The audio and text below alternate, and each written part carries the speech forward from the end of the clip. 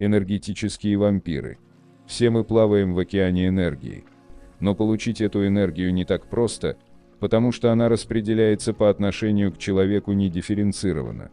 Чтобы сознательно получить ее, человек должен намеренно расширить свои энергетические каналы и осознанно пустить туда этот поток.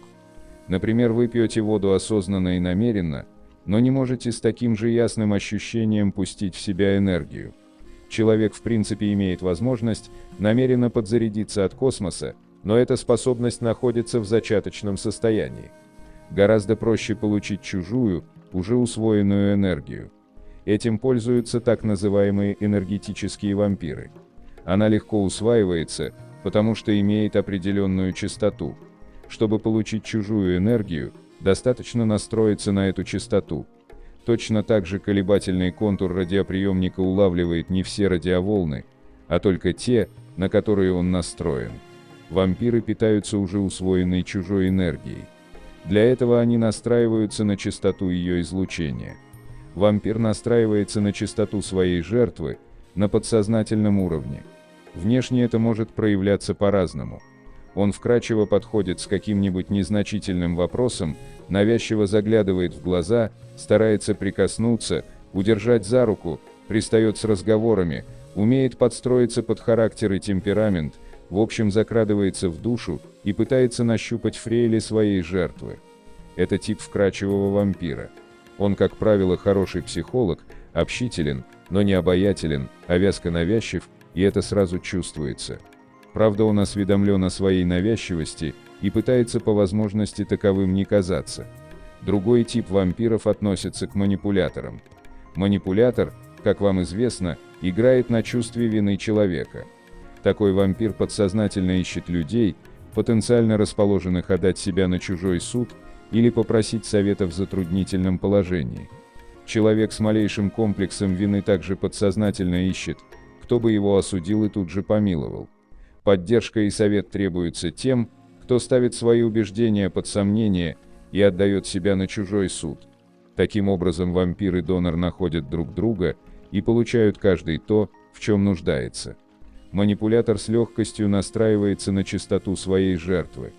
Технология здесь очень простая, требуется лишь вскользь затронуть проблему, волнующую человека, как тот сразу же раскрывается и сам выкладывает свою энергию.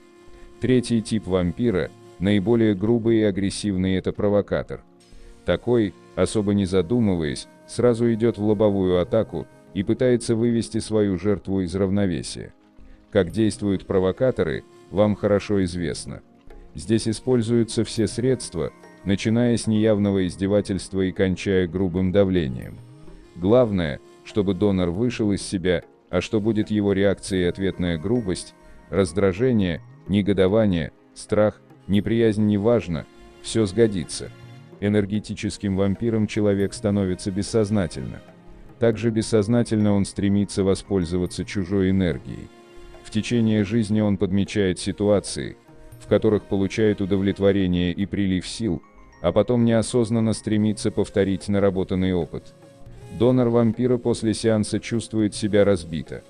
Если после общения с человеком вы ощущаете подавленность, опустошенность, слабость или дрожь, значит, вами воспользовались. Однако львиную долю свободной энергии у людей забирают маятники. Как они это делают, вы уже знаете. Маятники получают энергию по каналу важности.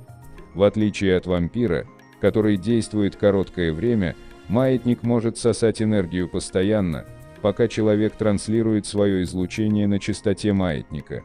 Мощность этого излучения пропорциональна важности. Когда вас что-то тревожит и гнетет, ваша энергетика ослаблена. Интуитивно, на энергетическом уровне, это чувствуют окружающие люди и животные.